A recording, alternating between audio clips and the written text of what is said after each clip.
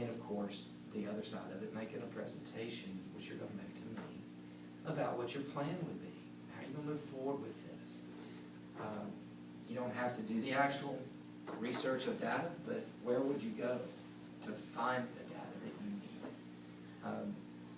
These are all things that you would need to do formally if you wanted it to last beyond just you.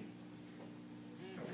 But the realistic side of it is, you guys are going to be in the classroom, it's going to stick up here and you've already done action research. You will continue to do it to make good decisions for your students in the future. But always avoid making unwarranted assertions. Causality and proof are not there. Relationships are, and that gut feeling about what you should do next is there as well. All right. You don't have to worry about choosing analysis software in this course. We're going to skip that. And there's the continuation of that there. Okay. I'll speak on this because when we're talking about scoring procedures in here, we're going to work through a set of classroom data, student grades. And, obviously you have to have in your classroom a way to collect that data. So you need to establish some type of scoring procedures, tabulation and coding procedures where it's easy and it's convenient for you to analyze your data. Okay? I put all my stuff in Microsoft Excel. That works for me. Okay? It's got to go in the gradebook too, supposedly. But so it's there. But that I can't analyze it there very well. But I can analyze it very well with Microsoft Excel. So I'll make sure that when I put stuff in, that it's set up in an appropriate way for me to analyze. Okay, so that's the big idea right there. All right, we're going to be getting into descriptive statistics, okay? And the descriptive statistics that we're going to deal with, basic, mean, median, mode, standard deviation. We're going to look at the normal curve distribution and how all of those descriptive statistics tie into that. And we'll extend beyond that to something called a z-score, which will help standardize the normal curve distribution across multiple subject areas at the secondary level, or maybe at the elementary school level, from one, I guess it would still be subject areas, but, one grade that a student got in math, how would you compare that to what they got in social studies? Okay. So z-scores help us to be able to do that without having to separately analyze and then compare. We can create z-scores and compare the z-scores. Okay, we'll get into that later. But only count what counts and don't over-interpret what's there. Okay, so be very, very careful. That's a weakness of mine. Over-interpreting. I just do. Being a math person and loving this stuff, I read into it a little more than I need to sometimes, and I have to consult other teachers in the building, veteran teachers, and get their idea on what it is. There is one of my colleagues that I work with, a math teacher, in the department. She'll often say to me, you look at it too much. You're just going too deep.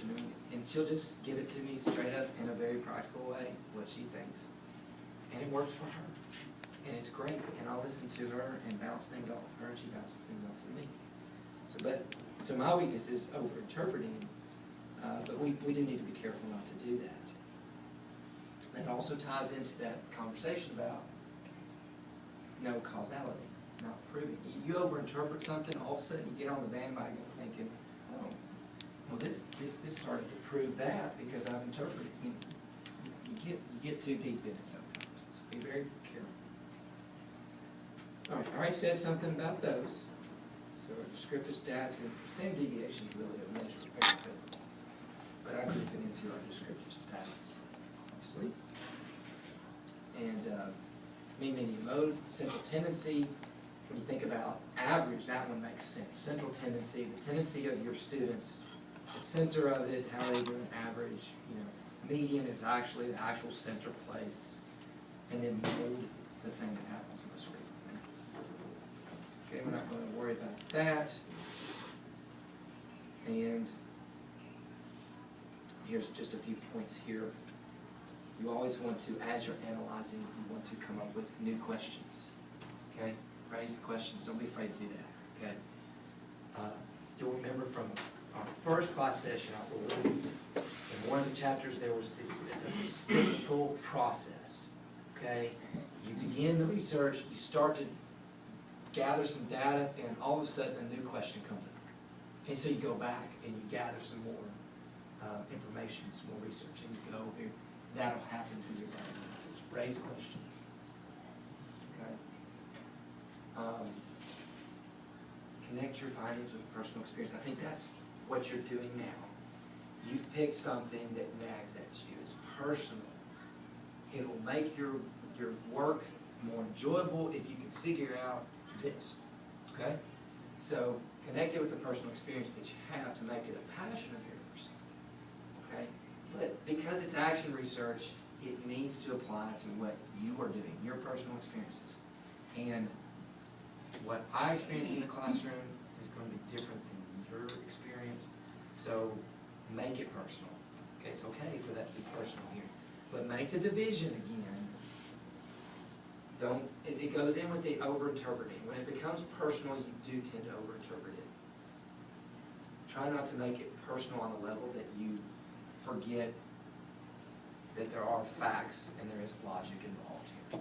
Okay? So don't get over on the emotional side of it and forget what the facts are telling you. Okay? Some of us are better than others at that. I don't know. It's just looking around the room and being with you guys over the last few weeks, I can tell some of y'all are just real,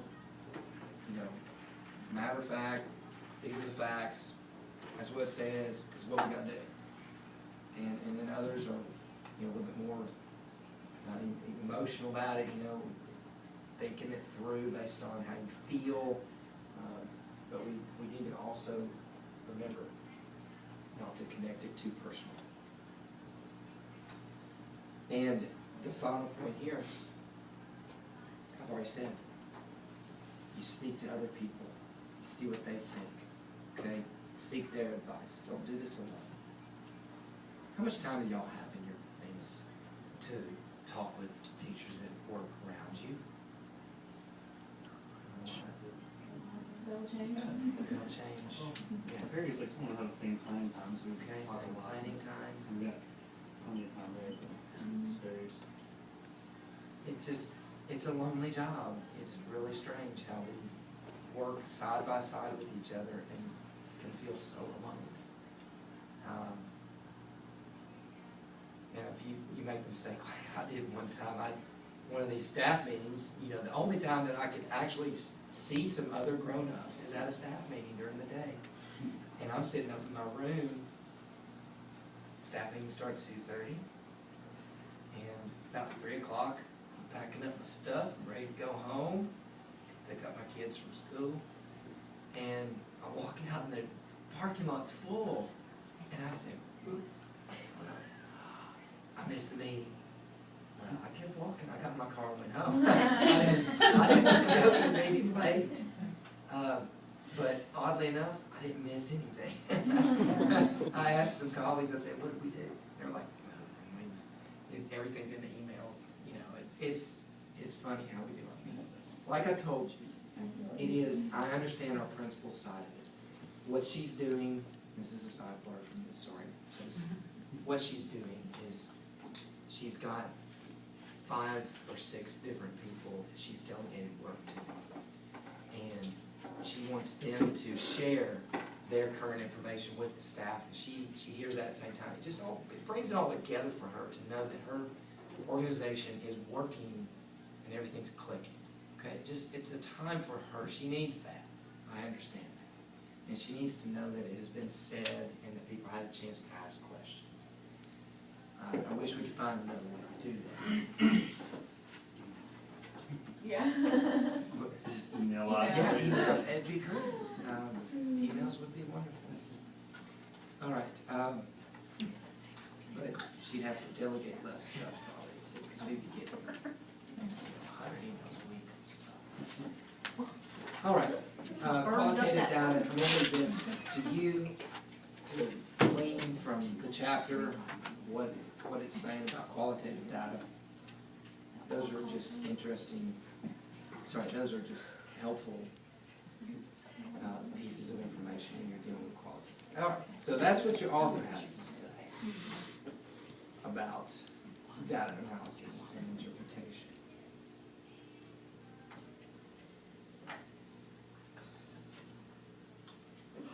But what we're going to do is we're going to do a little action research here with some data from the classroom.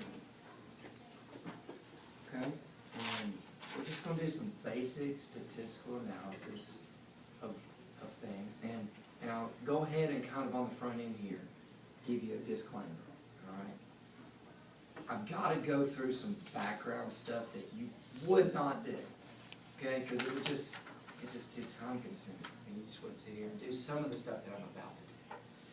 But it leads to the thing that we are going to use that would be practical. Okay? And so some of the stuff that we do for the next little bit, you're going to say, I wouldn't write that out like that. I mean, it takes too long, and I agree. Okay?